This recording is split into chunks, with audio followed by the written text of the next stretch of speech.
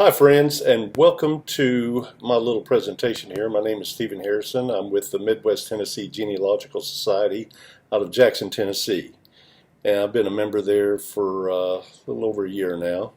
And there is a presentation that I've been doing for the past year concerning photos. I've done it at a few historical societies and our own society out of Jackson. Okay, and this is very important. This has to do with your photos, actually. So let's start off with just giving you some homework. I know everybody's afraid of homework still to this day, but this is very important. I know you have a lot of photos in your possession. They're probably in the closet, in a shoebox, or something like that. Get them out. Let's get them out and get them spread out and start working on them right now. Especially, look, if you're my age or a little older, especially, you guys are very important for this because you're probably the last person that knows who's in those photos, okay? But what you need to do is look at the back of the photo and see if it's labeled. If it's not labeled, then let's get started on that. We have got to get these photos labeled, people, or they're going to end up in 3 different places. It could end up in the trash. This generation coming up behind us, if these photos aren't labeled, guess what? They're going in the trash. Or they could end up in an antique store. Or they could end up on the Cracker Barrel wall. A lot of times you go to the antique, you've been in antique stores, right? You go in and you'll see a box of all these different photos all over the place. I mean, there's just a lot of them, and you're going through them, and none of them are labeled. None of them. Well, they picked it up at an estate sale. Some of them are a little overpriced, but some of them, they're probably thinking they're going to be used as movie props or something someday. I don't know why some of them are so expensive. But the idea is to get these labeled so they don't end up there. We need to keep them.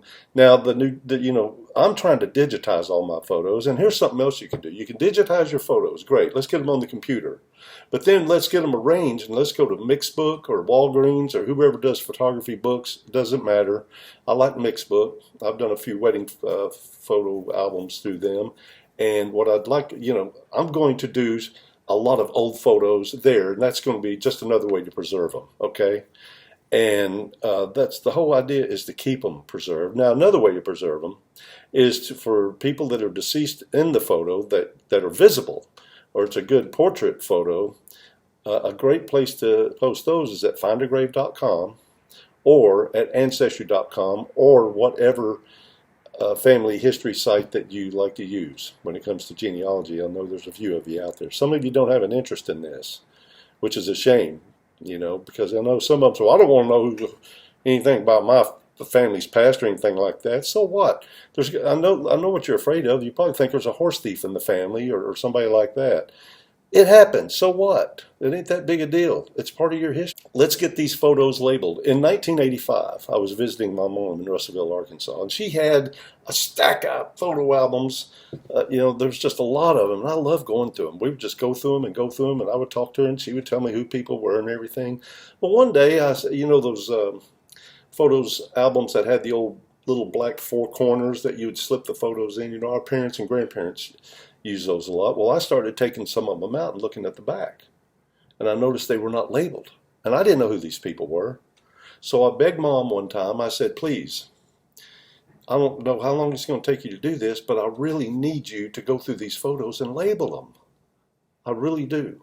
So it took her 3 years, and she got it done.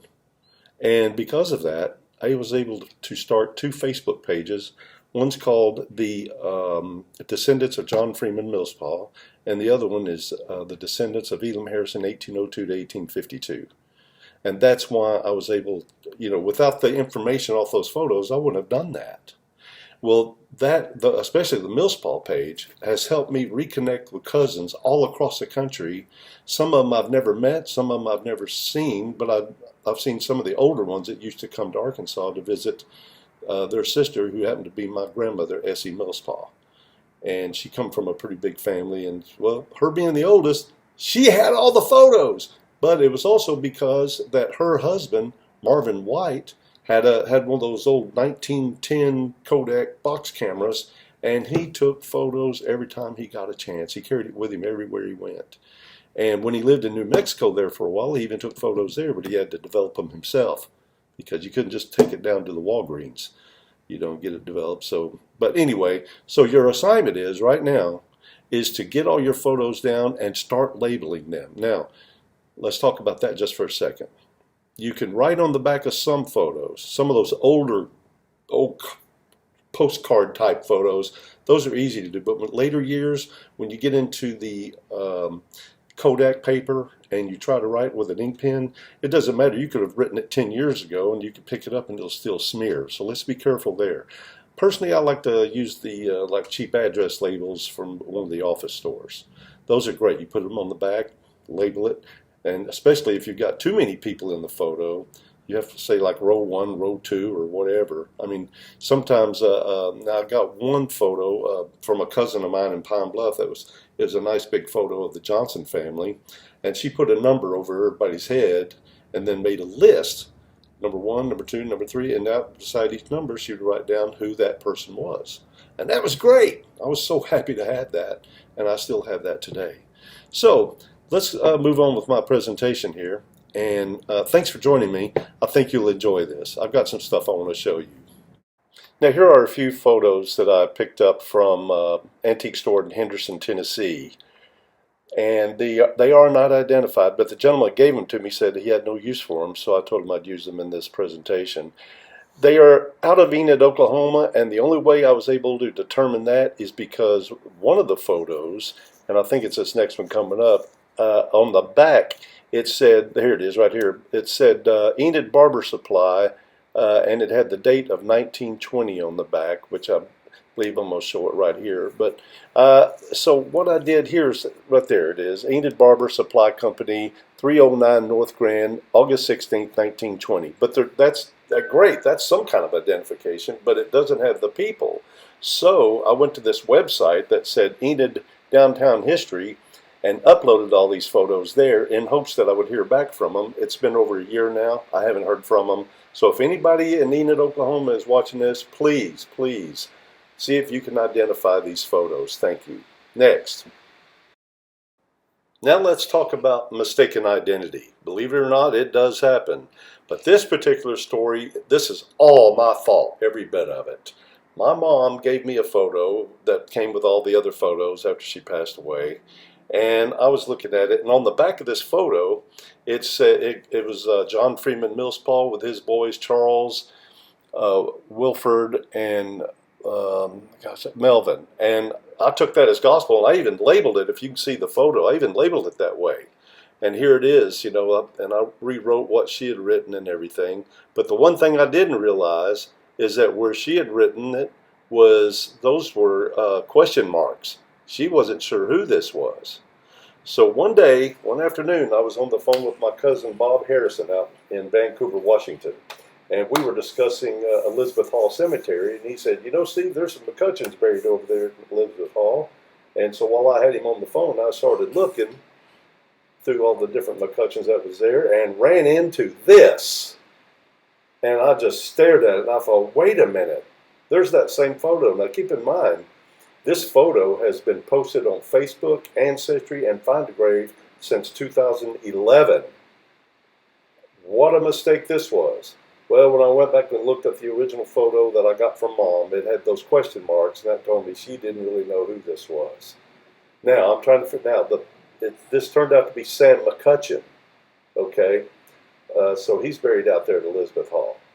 And I was trying to figure out, how in the world did I get this? Well, of course, my Aunt Ida McCutcheon, she was Ida Millspaw, and she married Grover McCutcheon.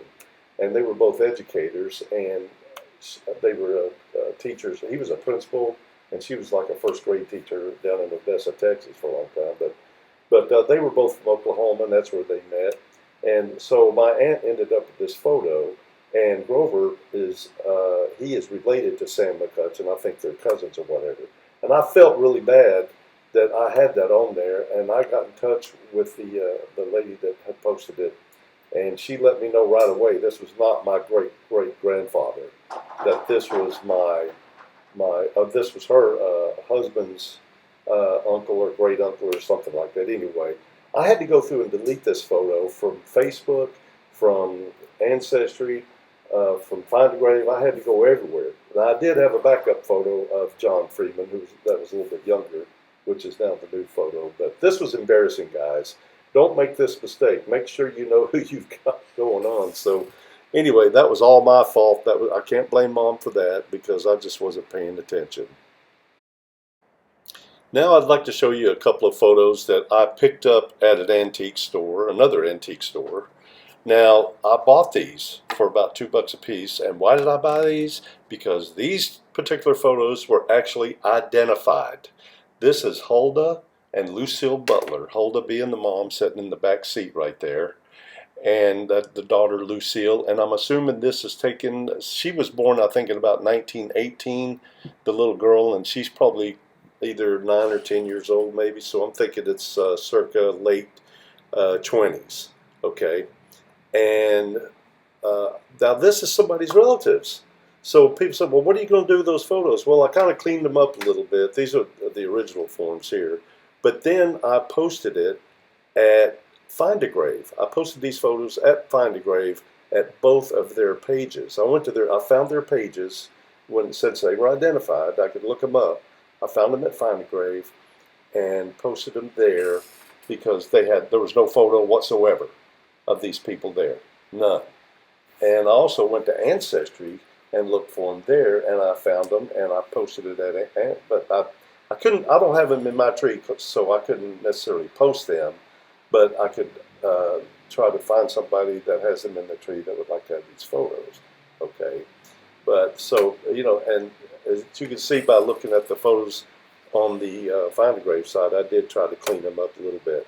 But that's a feel-good situation right there, that you found some photos that are identified and you're able to do something with them by posting them at Find a Grave, and now the photos have been preserved forever. Now here's a couple of more photos that I found at antique stores. This is Larking Butler. Larking Butler was born in 1848 and died in 1920. Now this is somebody's grandfather, and this photo was sitting in an antique store. Also, if you think about the name Butler, Dr. William Butler was the founder of Jackson, Tennessee. So this guy could be a descendant of Dr. William Butler, and so were those Butler girls a while ago. You never do know. So that I found his Find a Grave page and got it posted there.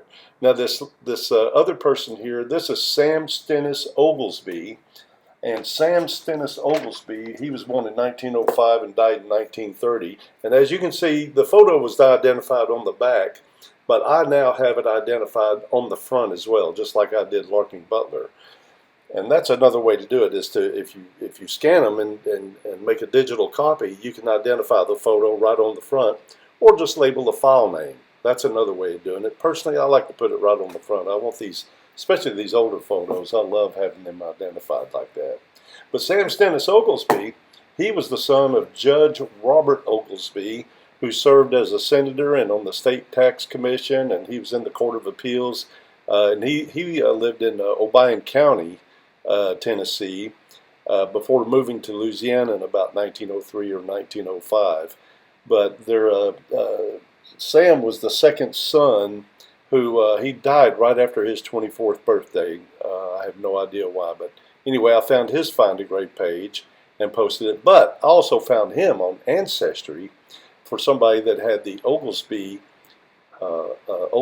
tree, and I explained to them they could go to Find a Grave and get that photo and put it inside that tree. And last but not least, these are my parents, Richard and Laureen Harrison. This photo was taken, I don't know, I've been guessing, I want to say about 1935, somewhere between 35 and 39 maybe, somewhere in there. And Dad played the fiddle and she played she knew how to play guitar a little bit, a few chords here and there, but she was mainly piano. But I restored this photo, and I even have another photo where I took that cigarette out of my dad's mouth.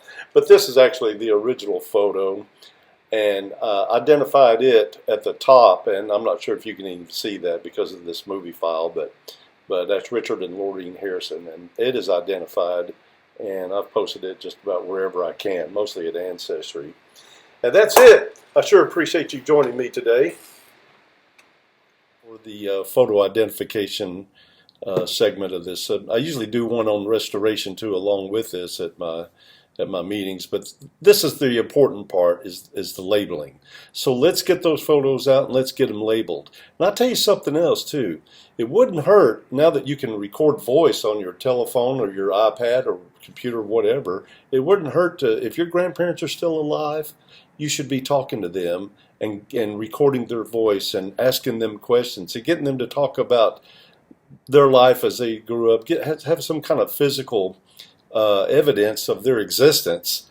You know, it's great that photos are great, but audio would be a lot of fun. You know, I did back in 1977. I was working for a store in Little Rock called Moses Melody Shop at Park Plaza, and there was a gentleman that kept coming in and buying these boxes of tapes. And one day I finally asked him what he was doing with all those tapes, and he answered me with a question by asking me, "Is your grandfather still alive?" And I said, "Well, as a matter of fact, he is." And he said, "Well, then you need to get some tapes and go see him and sit down and talk to him and just ask him questions." And I did exactly what he said. And I still have that tape today. It's damaged and needs to be repaired, but I plan on doing it. But these days it's so easy to do. You could just get your phone out and do it that way, you know. So, or they have special digital recorders if you want to invest in one of those. But it doesn't matter. Put together a list of questions. Talk to your parents. Talk to your grandparents. Get them to talk about family. Get them to talk about your ancestors, and get involved with your family heritage a little bit. But the main thing about this is to get your photos labeled so they'll always be in existence in your family. Don't let them end up on the Cracker Barrel wall. Please don't. Thanks for joining me. This has been Steve Harrison. And if you have a genealogical society in your hometown or a historical society, I encourage you to join them. It's probably very inexpensive to join. You know, they have dues or something. Maybe $20 a year is usually what most of them charge. Some less, some more. But it's a great thing to be involved with. You'll enjoy it. I enjoy it. I enjoy it a lot. We meet once a month here in Jackson, and hopefully you can find one in your area. Or go to Facebook and look for historical societies on Facebook. That's another way to join up. Anyway, thanks for joining me. We'll see you again. Thank you.